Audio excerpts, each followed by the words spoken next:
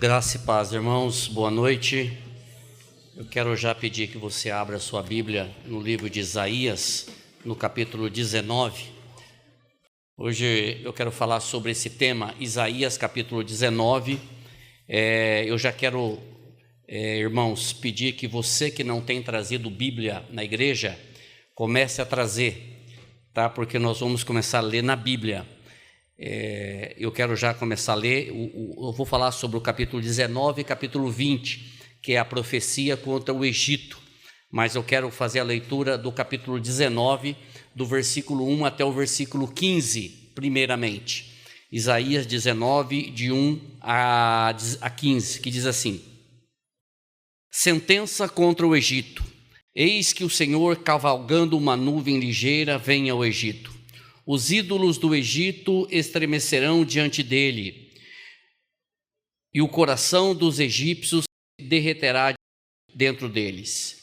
Porque farei com que os egípcios se levantem contra egípcios, e cada um pelejará contra o seu irmão, e cada um contra o seu próximo, cidade contra cidade, reino contra reino.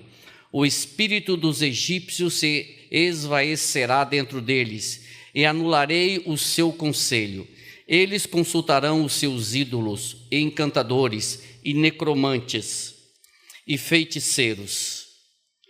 Entregarei os egípcios nas mãos de um senhor duro, e um rei feroz os dominará, diz o Senhor dos exércitos.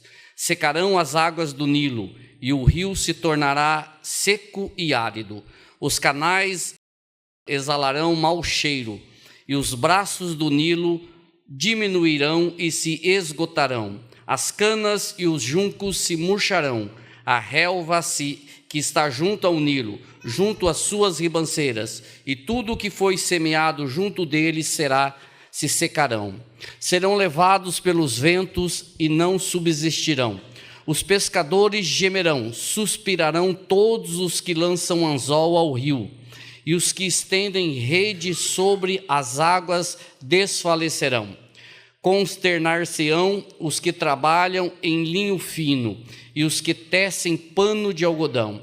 Os seus grandes serão esmagados, e todos os jornaleiros andarão de alma entristecida.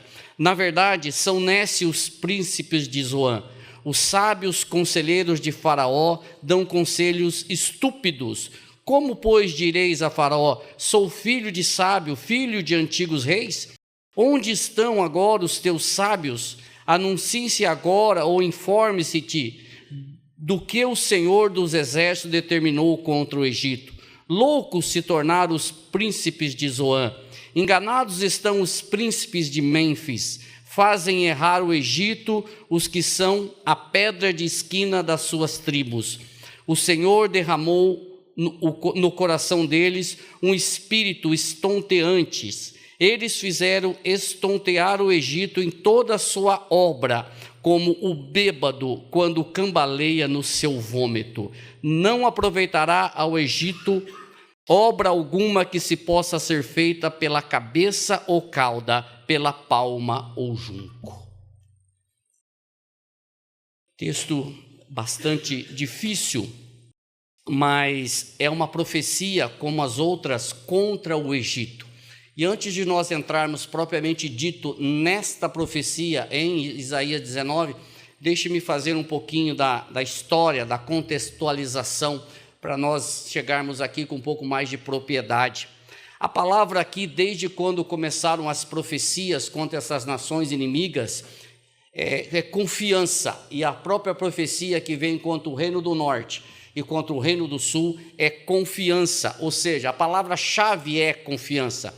Judá tinha deixado de confiar no Senhor e tinha passado a confiar em deuses estranhos, e além disso eles estavam confiando em outros povos. A segurança do povo de Deus, ao invés de estar no seu Deus, estava em outros povos, e entre eles o Egito, a Etiópia, a Síria, a própria Síria. Outros povos estavam tomando o lugar da confiança que precisava ser do Senhor. E com isso o Senhor havia rejeitado o povo dele. Nessa época, o reino do norte já tinha sido levado em cativeiro pela Síria, e mais um pouco para frente, o reino do sul seria exilado pela Babilônia. Existe aí uma diferença entre cativeiro e exílio. Em uma próxima, a gente conversa sobre isso.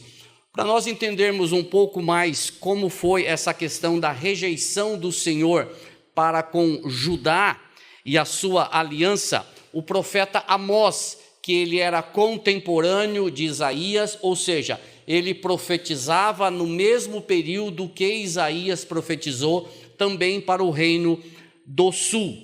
Então, Amós, ele traz uma profecia no capítulo 2 de Amós, versículo 4, que nos ajuda a entender o que Isaías está falando. Amós diz assim: assim diz o Senhor, por 3 transgressões de Judá e por 4 não sustarei o castigo, porque rejeitaram a lei do Senhor e não guardaram os seus estatutos, antes as suas próprias mentiras os enganaram, e após elas andaram os seus pais. Então isso, a profecia de Amós, ela nos dá esclarece um pouco mais o que estava acontecendo. Quais são as 4 transgressões de Judá, que ele cita aqui nesse versículo? Primeiro, rejeitaram a lei do Senhor, rejeitaram a lei, aquela lei lá de Moisés e todo aquilo que o Senhor deu para o povo. Além de rejeitar a lei do Senhor, rejeitaram os estatutos do Senhor, as ordens diretas do Senhor para o povo. Além disso, eles adoraram a outros deuses nos montes altos e embaixo das árvores frondosas. Eram os lugares que eles faziam seus sacrifícios, nos altos montes e embaixo das árvores frondosas. E a quarta transgressão de Israel é que esta geração estava fazendo exatamente o que a geração passada tinha feito. Ou seja, a geração passada tinha se desviado do Senhor e essa geração estava no mesmo caminho. Por isso que ele diz aqui, por 3 transgressões de Judá, por 4 não sustarei o castigo. O povo vinha não numa ascendência, mas numa decadência espiritual. Ao invés de buscar a presença do Senhor, ao invés de adorar ao Senhor, de confiar no Senhor, estava confiando em outros deuses, e aí nós vamos ver o que isso acontece. E apesar disso, apesar desses pecados, apesar dessa postura do povo de Deus, o Senhor já havia dito que ele iria tratar, ele iria castigar todas as nações que haviam prejudicado de uma forma ou de outra o seu povo, os judeus ou os israelitas. E o Egito era um inimigo de Deus, o Egito era um inimigo do povo de Deus, o Egito era um inimigo antigo, histórico de Deus, do povo de Deus. A Assíria era uma inimiga recente, atual, mas os dois eram inimigos de Deus. E vocês lembram por que o Egito era inimigo do povo de Deus? O que aconteceu com o povo de Deus no Egito?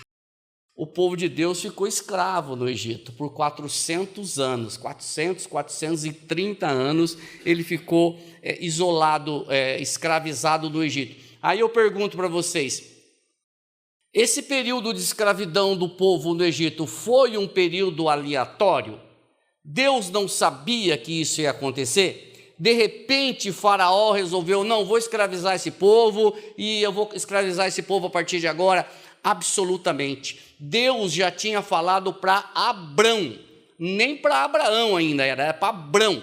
Antes de trocar o nome dele para Abraão, Deus já tinha falado para Abrão que o povo dele ia ser peregrina, a descendência dele ia ser uma descendência peregrina, ia ficar 400 anos escrava. Dá uma olhada aí o que diz Gênesis 15, 13. Ele fala justamente isso.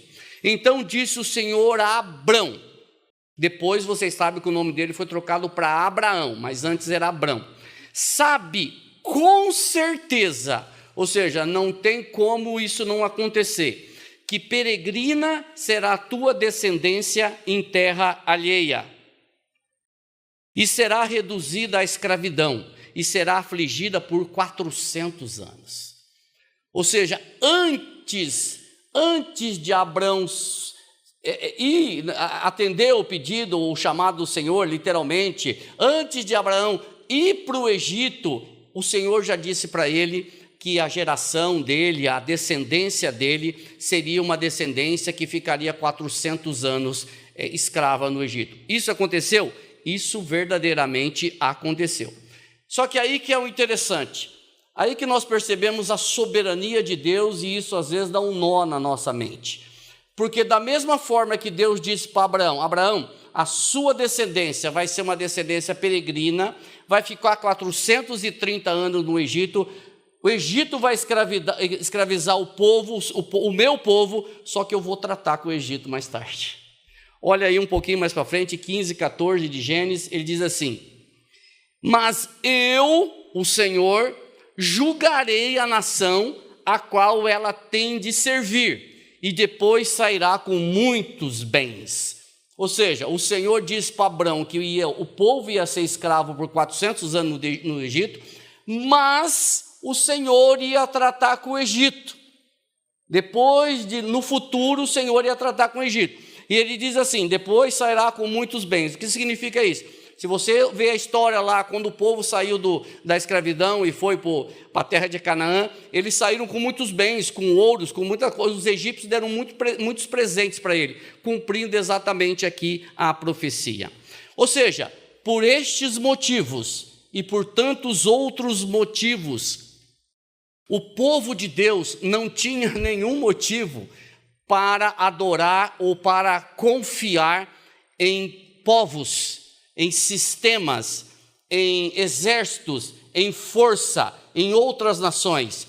Por tudo isso que eles já sabiam que tinha acontecido, eles já tinham vivenciado, eles conheciam a história, não havia motivo nenhum para eles confiarem em governos, em sistemas, em pessoas, em recursos, porque toda confiança nessas coisas leva ao desespero, leva à desesperança, leva ao abandono do Senhor.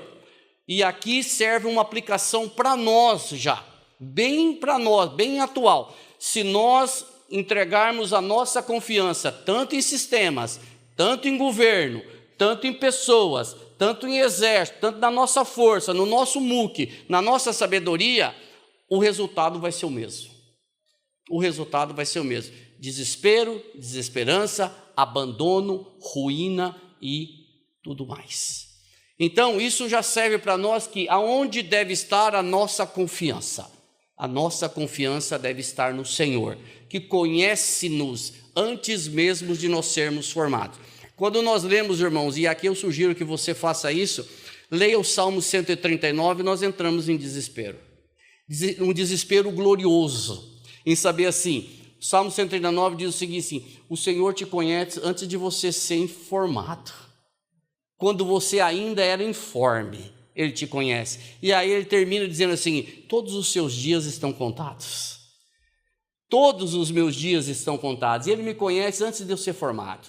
Então isso me dá um sossego, isso me dá uma alegria em saber que eu não sou assim, a minha vida não é algo que acontece por acaso, mas o Senhor está no controle de todas as coisas, boas e não tão boas.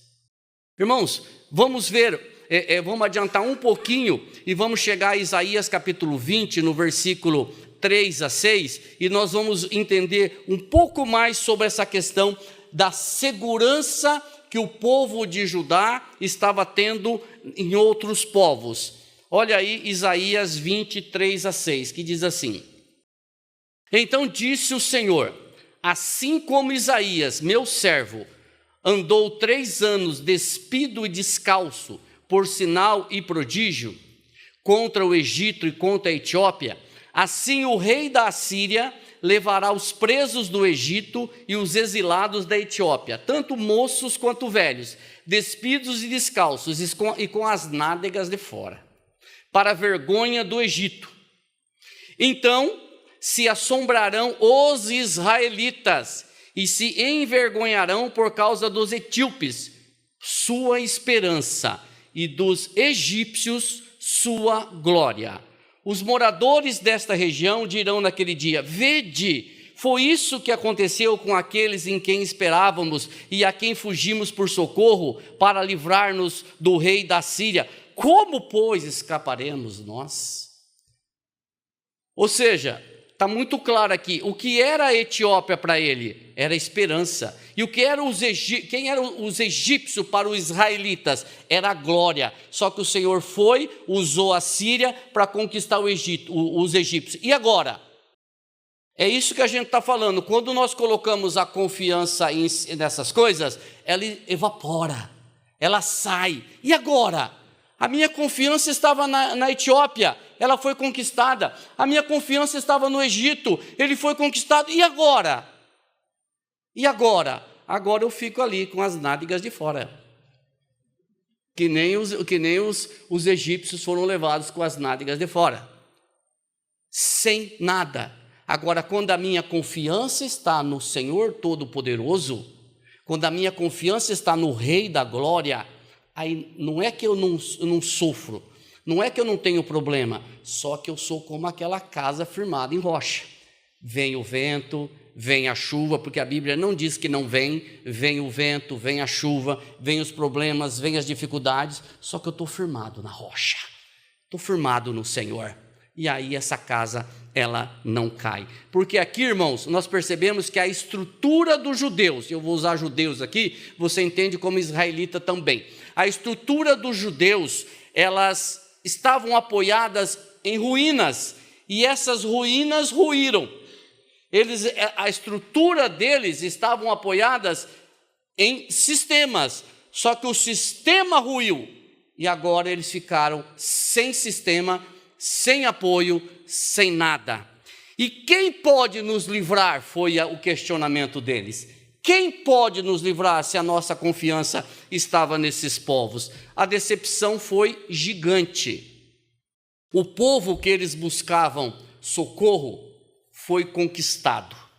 E se foi conquistado, não tem mais o que fazer. E agora então, irmãos, feito essa introdução, nós não vamos ler de novo o capítulo 19, de 1 a 15, nós já lemos, mas eu vou fazendo alguns comentários dos versículos, não lendo todos.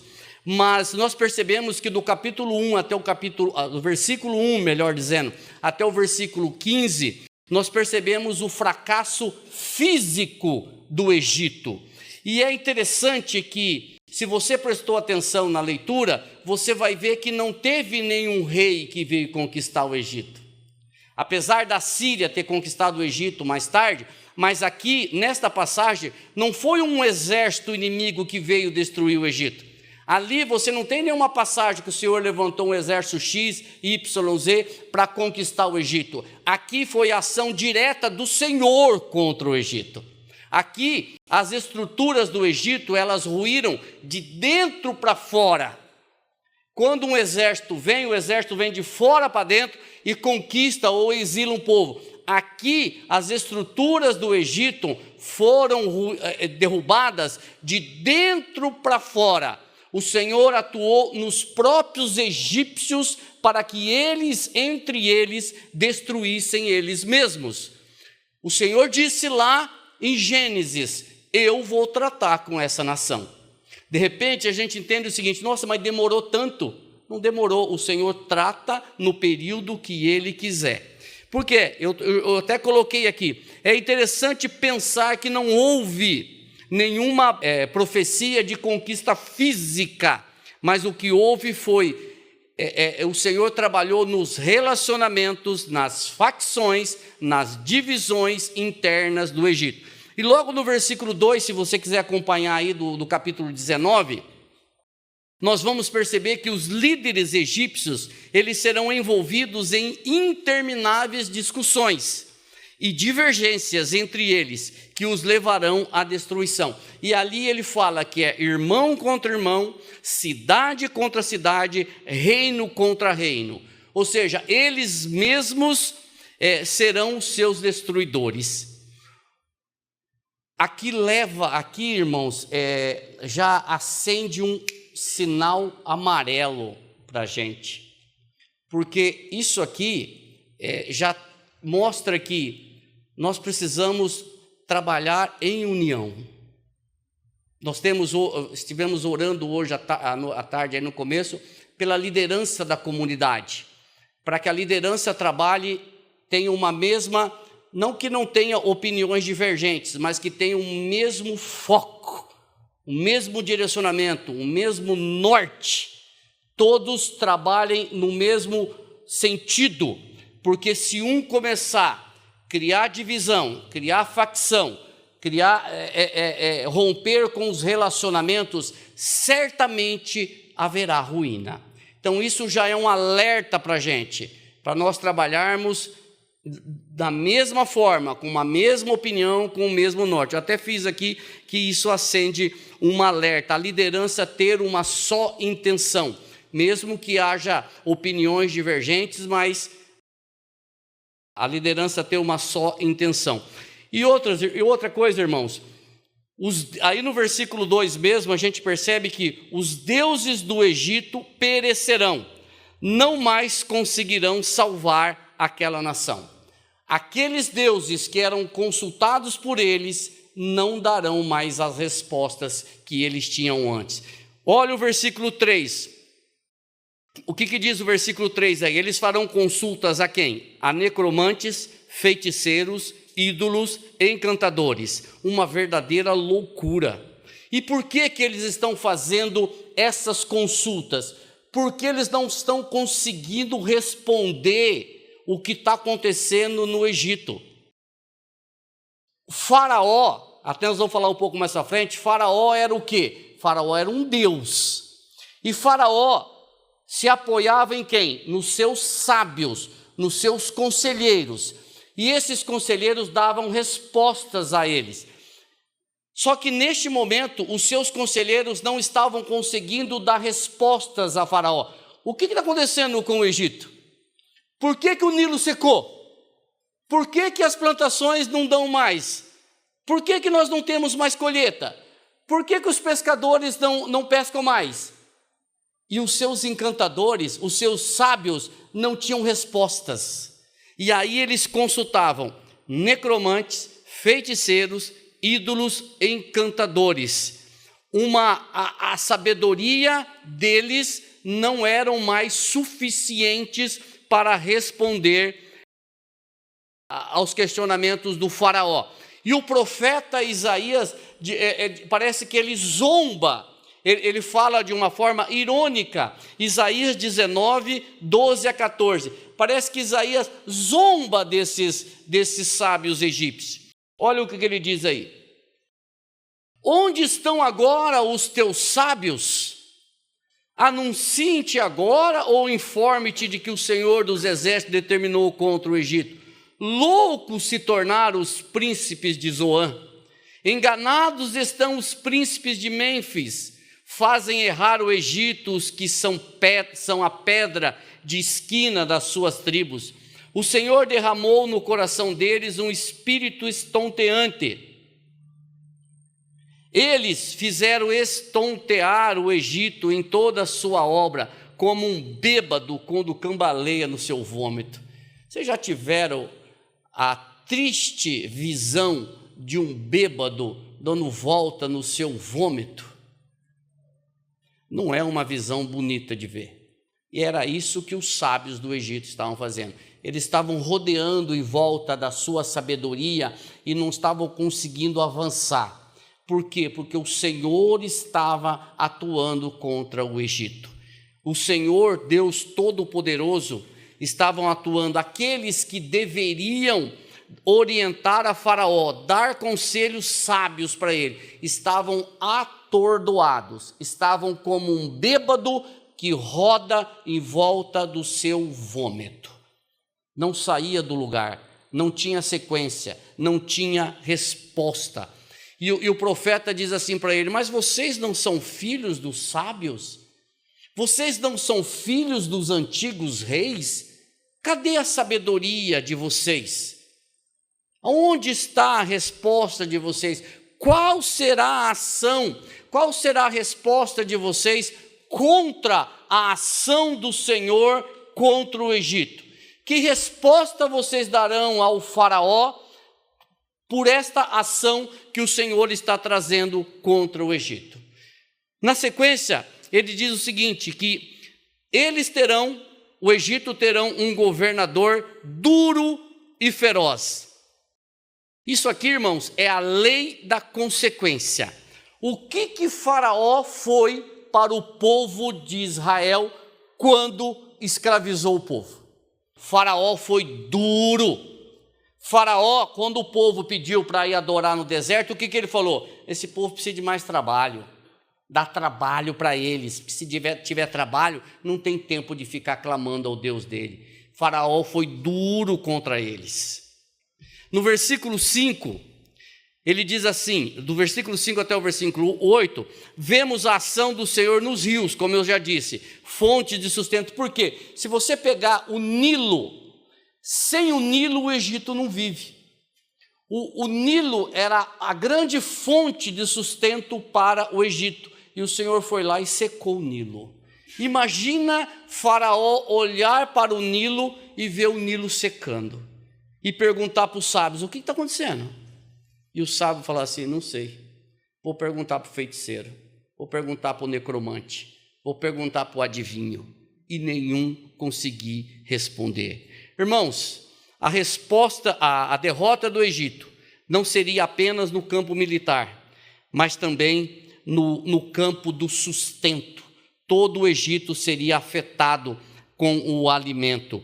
Todas as classes, você pode ver aí no versículo 9 a 10, que ele fala dos pescadores e ele fala daqueles que tecem as redes, aqueles que costuram as roupas, os seus nobres. Então todas as classes seriam afetadas.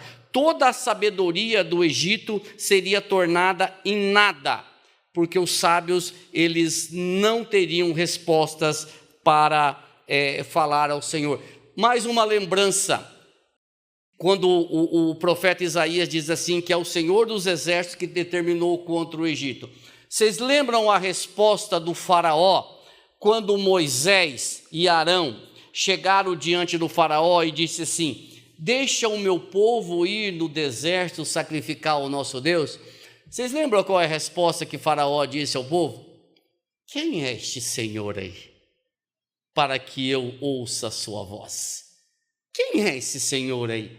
Porque Faraó era um Deus, e Moisés vem falar de um outro Deus, superior a ele. Ele diz o seguinte, quem é esse Deus aí? Quem é esse Senhor, para que eu ouça a sua voz? Sabe quem é esse Senhor? É esse que está botando. Olha aí, vamos voltar lá, vamos ler, Êxodo 5. Depois foram Moisés a Arão e falaram a Faraó, assim diz o Senhor, Deus de Israel, deixa ir o meu povo para que celebre uma festa no deserto. Respondeu Faraó, quem é o Senhor para que lhe ouça eu a voz e deixe ir Israel? Quem é esse Senhor? É esse aqui, ó, que está botando a mão no Egito hoje e está destruindo o Egito de dentro para fora. Esse é o Senhor. Isso é a lei da consequência. Isso é a lei da arrogância. Isso é a lei da prepotência. Isso é a lei de não reconhecer a soberania do Senhor Todo-Poderoso. E isso nos remete, irmãos, inevitavelmente à carta de Paulo aos Coríntios, no capítulo 1, versículo 18 a 21, quando diz assim: certamente a palavra da cruz é loucura para os que se perdem, mas para nós que somos salvos, poder de Deus. Pois está escrito, destruirei a sabedoria dos sábios e aniquilarei a inteligência dos instruídos. Onde está o sábio? Onde o escriba? Onde o inquiridor deste século? Porventura não tornou Deus louca a sabedoria do mundo? Visto como na sabedoria de Deus o mundo não o conheceu por sua própria sabedoria, aprove a Deus salvar os que creem pela loucura da pregação. Diante do Senhor não há sábios. Diante do Senhor não há superior. Diante do Senhor há submissos. Diante do Senhor há servos. Diante do Senhor há aqueles que se dobram e dizem: Senhor, seja feita a tua vontade. Diante do Senhor só pode ter uma postura: joelho no chão, cara no pó e reconhecimento da tua soberania. Quando o homem se exalta, você pode ter certeza que Deus tesoura. Quando o homem se humilha, o Senhor o exalta. Diante do Senhor, irmãos, diante do Deus Todo-Poderoso, não há sistemas, não há governos, não há sabedoria, não há poderosos. Ninguém é poderoso diante do Senhor. Diante do Senhor, todos se prostram, todos reconhecem a tua soberania, todo joelho confessará que Ele é o Senhor. E a aplicação, irmãos, mais uma. Nós somos tendenciosos a procurar conselhos nos nossos sábios atuais. Não estou falando de você não conversar com o irmão, por favor, se relacionar com o irmão, procurar. Mas às vezes nós procuramos conselhos em sábios do mundo. Pessoas notadamente reconhecidas, que têm uma experiência, às vezes nós vamos buscar sabedoria lá. Só que Tiago fala para nós que se nós quisermos sabedoria, tem que fazer o quê? Pedir para o Senhor, né? Que nos dá sem reserva e não joga na nossa cara. Irmãos, a primeira parte é essa, de Isaías 19, de 1 a 15, onde é o fracasso do Egito. Agora eu queria ler com vocês Isaías 19, de 16 a 25. Naquele dia os egípcios serão como mulheres, tremerão e temerão ao levantar-se da mão do Senhor dos exércitos, que ele agitará contra eles. A terra de Judá será espanto para o Egito. Todo aquele que dela se lembrar encher-se-á de pavor por causa do propósito do Senhor dos exércitos, do que determinou contra eles. Naquele dia haverá 5 cidades na terra do Egito, que falarão a língua de Canaã, e farão juramento ao Senhor dos exércitos. Uma delas se chamará a Cidade do Sol. Naquele dia o Senhor terá um altar no meio da cidade da terra do Egito, e uma coluna se erigirá ao Senhor na sua fronteira. Servirá de sinal e de testemunho ao Senhor dos exércitos na terra do Egito. Ao Senhor clamarão por causa dos opressores, e ele lhe enviará um salvador e defensor que os há de livrar. O Senhor se dará a conhecer ao Egito, e os egípcios conhecerão o Senhor naquele dia. Sim, eles o adorarão com sacrifícios e ofertas de manjares, e farão votos ao Senhor, e os cumprirão. Ferirá o Senhor os egípcios, ferirá, mas os curará. Converter-se-ão ao Senhor, e ele lhes atenderá as orações e os curará. Naquele dia haverá estrada do Egito até a Síria. Os assírios irão ao Egito, e os egípcios à Síria. E os egípcios adorarão junto com os assírios. Naquele dia, Israel será o terceiro com os egípcios e os assírios. Uma bênção no meio da terra, porque o Senhor dos exércitos os abençoará, dizendo: bendito seja o Egito, meu povo, e a Síria, obra de minhas mãos, e Israel, minha herança. Você viu que coisa maravilhosa isso aqui? Por isso que é o tema da minha mensagem é a salvação dos improváveis. A salvação dos improváveis. Irmãos, a pergunta é, para o povo de Israel: vocês vão continuar confiando no Egito e na Síria? O que vocês procuram neles, eles procuram em vocês. O que vocês estão procurando no Egito, vocês têm para oferecer para o Egito. E aí, irmãos, isso aqui é mais uma aplicação que nós vamos fazer um pouco mais para frente. Mas antes disso, para nós entendermos um pouco mais como é que é essa relação de buscar o apoio no Egito, eu vou adiantar um pouco aqui, Isaías 30, versículo 1 e 3, que diz assim: ai dos filhos rebeldes, diz o Senhor, que executam planos que não procedem de mim, e fazem aliança sem a minha aprovação, para acrescentarem pecado sobre pecado, que descem ao Egito sem me consultar, buscando refúgio de Faraó, e abrigo à sombra do Egito, mas o refúgio de Faraó se vos tornará em vergonha, e o abrigo na sombra do Egito em confusão. Percebe que o povo estava indo buscar no Egito o que o Egito buscava no povo de Deus. Irmãos, eles estavam Muitas vezes as pessoas hoje fazem a mesma coisa. Percebo até cristãos que vão buscar lá no mundo o que o mundo está buscando em nós, ou deveria buscar em nós, ou precisa buscar nos cristãos. Nós somos o que para esse mundo? Sal e luz. Não é isso? Se nós somos sal e luz, o mundo tem que ver isso em mim, e não eu ir buscar isso no mundo. Exatamente, eles virão até nós, mas nós não iremos até eles. E às vezes eu vejo o cristão, não, porque eu vou pregar um conselho. O mundo precisa ver que eu sou luz, o mundo precisa ver que eu sou sal, o mundo precisa ver que eu tenho algo diferente para oferecer para eles, e não me render ao que ele tem. E era isso que o povo estava fazendo. E é por isso que o Senhor estava puxando a orelha de Judá. E é por isso que o Senhor às vezes puxa a minha e a sua orelha. Mas aí você pode estar batendo no seu peito e falar, miserável, como é que eu posso fazer uma coisa dessa? Eu tenho duas notícias para você, uma boa e uma ruim. A boa primeiro, é que você não está sozinho nessa. O salmista Asaf passou por isso. Lá no Salmo 71, o Danilo gosta desse salmo, ele sabe decorar esse salmo. O Salmo 73, 2 e 5, Asaf diz assim, ó. Quanto a mim, porém, olha, vê se você não se enquadra nisso às vezes.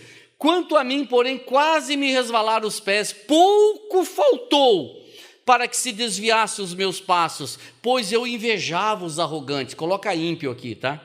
Ao ver a prosperidade dos perversos, coloca ímpio nessa palavra aqui, para eles não há preocupação. Você não já pensou nisso? Para eles não tem preocupação, o seu corpo é sadio e nécio, ou seja, os caras são filé, não partilham das canseiras dos mortais, nem são afligidos como os outros homens. Às vezes você olha para o mundo, para as pessoas, e você diz, puxa, eu quero ser daquele jeito. Aquele cara não tem problema, aquela mulher não tem problema, aquela família não tem problema, aquele lá, olha como ele é feliz. Termina de ler o Salmo 72 na sua casa que você vai ver qual é o final dele, que você vai ficar com mais vergonha ainda. E quantas vezes, irmãos, nós olhamos para o ímpio e nós às vezes pensamos assim, puxa, ele é mais feliz do que eu. Não é. Porque no mundo sem Cristo não há felicidade, não há alegria. A nossa alegria é quem? É Cristo. É Cristo a nossa alegria. E o povo de Judá estava tendo a mesma impressão sobre o Egito e sobre a Síria. E dos versículos 16 até o versículo 24, nós vemos que o Senhor castigou o Egito. E eu, irmãos, quando eu estava preparando essa mensagem aqui, eu falei, Senhor, eu vou pular o Salmo Isaías 19. Não é possível, Senhor. Eu estava perguntando aqui, ó, mas eles foram muito maus. Eles escravizaram o seu povo por 400 anos. Senhor, esse povo foi mau, Senhor. Como é que o Senhor pode agora salvar esse povo? E o Senhor fala no versículo 22, aí, ó, de 19, ferirá o Senhor os egípcios, ferirá, mas os curará. Ferirá o Senhor, converter-se-ão ao Senhor, e ele lhes atenderá as orações e os curará. Eu estava lendo Romanos 9, onde o Senhor diz assim, eu terei misericórdia de quem eu quiser ter misericórdia.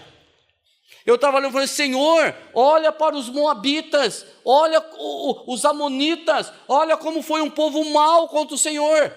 Aí o Senhor me lembra e diz assim, espera um pouquinho, Ruth era uma moabita. Ruth é uma moabita. Eu já fui em vários casamentos que eu já vi um versículo quando ela fala para Noemi, aonde tu fores eu irei, aonde tu pousares eu pousarei, o seu povo será o meu povo, o seu Deus será o meu Deus. Ruth, uma moabita falando para Noemi, uma israelita. Por quê? Porque o Senhor tem misericórdia de quem Ele quiser ter misericórdia. Quando nós olhamos para a genealogia de Ruth, nós percebemos que ela casou com um cara chamado Boaz. Desse casamento, nasceu um homem chamado Obed. Quem que foi filho de Obed? Jessé.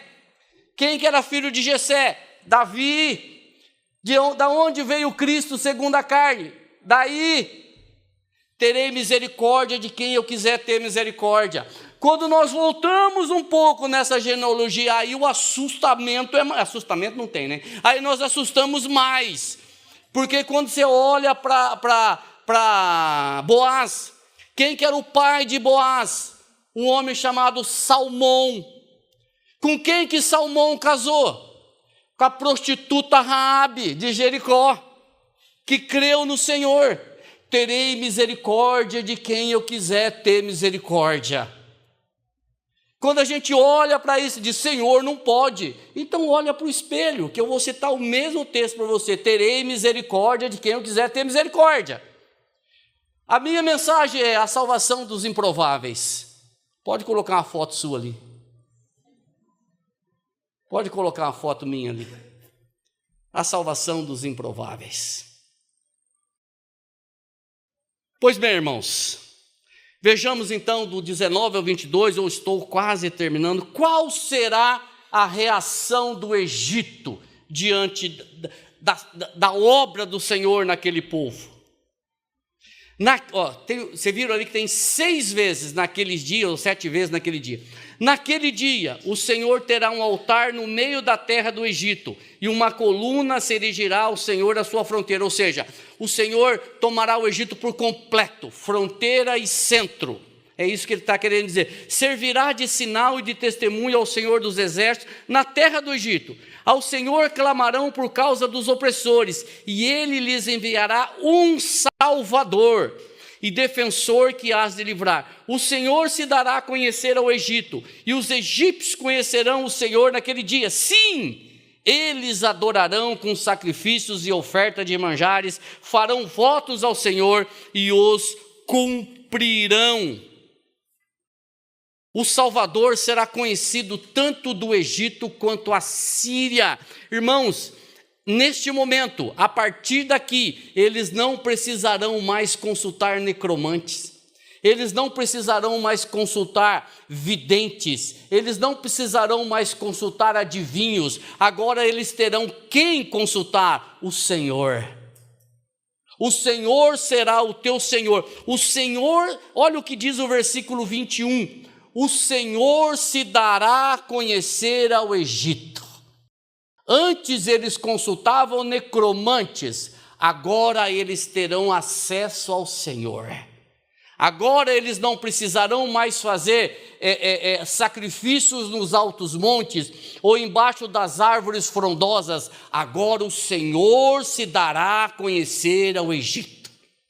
Eles conhecerão ao Senhor, conhecerão o Senhor, adorarão ao Senhor, farão sacrifícios ao Senhor e os cumprirão. Ele responde. Como que o Senhor vai responder? Olha aqui, irmãos, o texto messiânico, mais uma vez em Isaías, a palavra nos trazendo de que virá um Salvador, de que virá o Senhor. De quem que ele está falando aqui? Ele está falando da vinda de Cristo, irmãos. Ele está falando da vinda do Salvador no futuro. E outra promessa, o Senhor se dará a conhecer. E aqui eu quero fazer mais uma aplicação. Nós só conhecemos o Senhor porque Ele se fez conhecer. Eu só posso conhecer o Senhor se Ele se deixar conhecer. Senão você pode fazer o que você quiser, que você não vai conhecer. Nós só podemos dizer hoje, eu conheço o Senhor, eu conheço o meu Deus, eu conheço Jesus Cristo, porque Ele se deixou conhecer, Ele se revelou, Ele abriu a minha mente, Ele abriu o meu coração, e Ele se deixou se conhecer por mim. Nós não podemos conhecer o Senhor pelas nossas forças, irmãos. Nós não podemos conhecer o Senhor pela nossa sabedoria. Nós só podemos conhecer o Senhor pela sua graça e pela sua misericórdia. E por Ele se revelar a nós pela sua palavra, por aquilo que nós já estamos falando há tanto tempo aqui, pelos meios de graça. Veja o detalhe do versículo 21, irmãos. Eles farão votos ao Senhor e os cumprirão.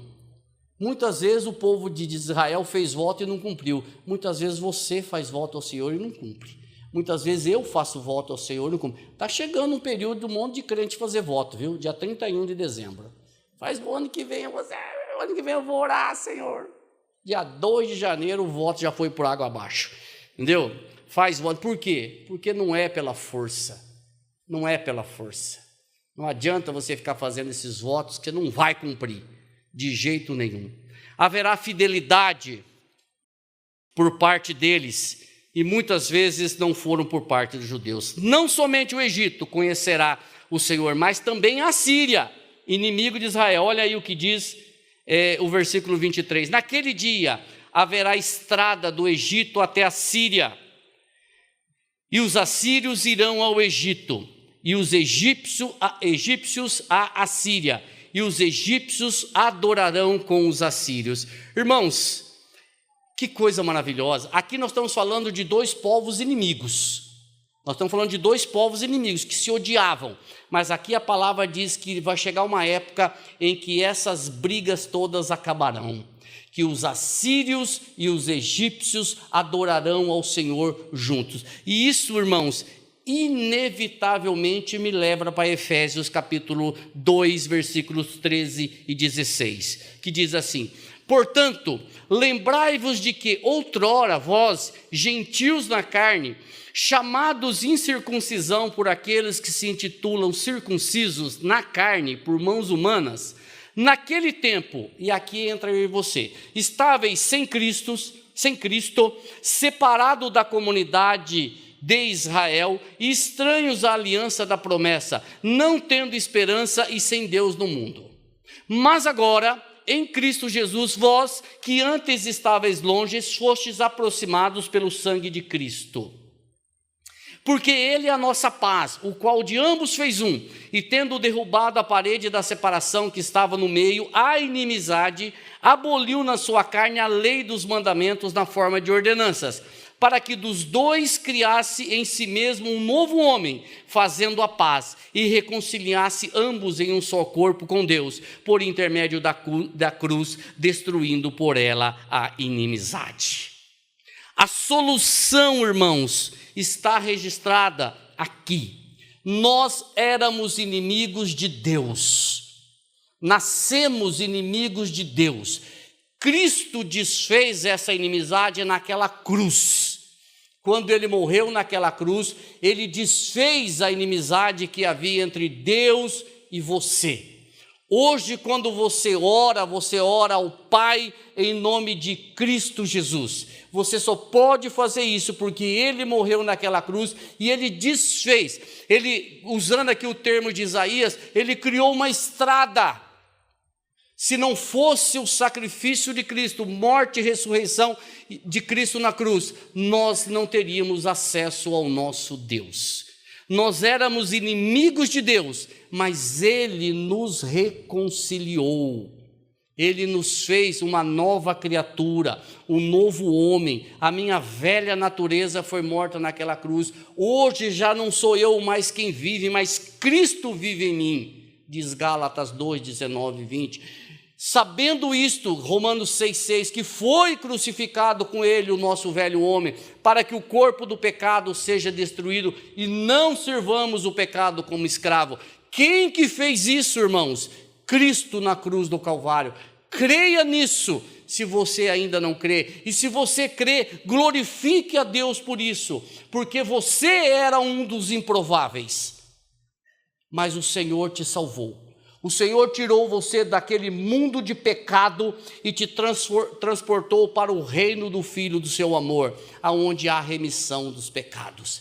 E Ele fez isso pela graça dEle, pela misericórdia dEle, pela longanimidade dEle, pela benignidade dEle, porque eu e você não queríamos Ele. Não queríamos Ele. Quando isso, irmãos, é uma realidade na minha vida, nós não temos palavras para agradecer o nosso Deus Todo-Poderoso. Por fim, irmãos, o Senhor coloca o Egito, a Síria e Israel no mesmo patamar. Olha o 24, 25. Naquele dia, Israel será o terceiro com os egípcios e os assírios, uma bênção no meio da terra, porque o Senhor dos exércitos os abençoará, dizendo: bendito seja o Egito, meu povo, e a Síria, obra de minhas mãos, e Israel, minha herança. Queridos, Deus é Deus dos judeus, Deus é Deus dos assírios, Deus é Deus dos egípcios, Deus é Deus dos afegãos, Deus é Deus do brasileiro, Deus é Deus do paraguaio, Deus é Deus do argentino, Deus é Deus de todos aqueles que Ele quiser ter misericórdia. Terei misericórdia de quem eu quiser ter misericórdia.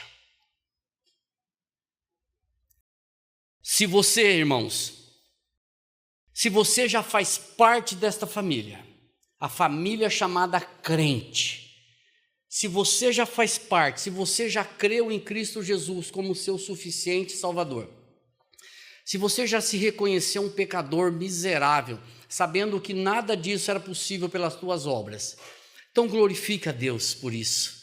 Busque a Ele, irmãos.